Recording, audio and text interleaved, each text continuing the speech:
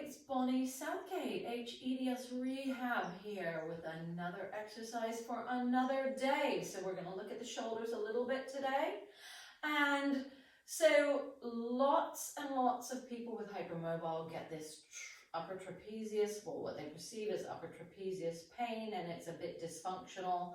And what I see in my clinic often is a dragging down of the shoulders, so everything's in tension.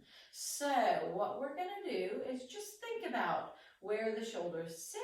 We're going to take one hand under the armpit of the other arm, and we're simply going to lift it up.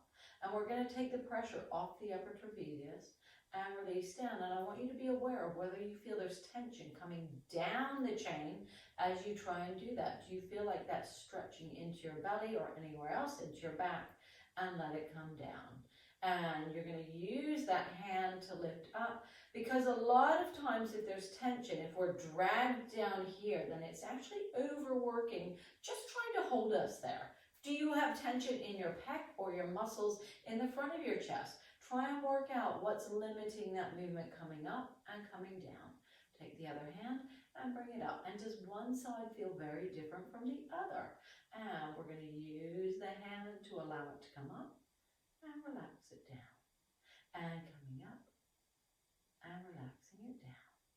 And coming up and relaxing it down. And now we're just going to do some shoulder rolls, allowing those shoulders to come up and around and down. Good, and the other way. And relax. Just shake those arms out, shake those knees out. That's a super simple exercise for getting a little bit of shoulder mobility. And that is your exercise for today. You can do that sitting, standing, lying, however you feel like you can do it.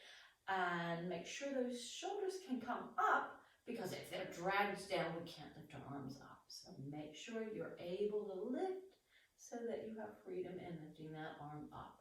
This is Bonnie Southgate, hEDS Rehab. Have a great day.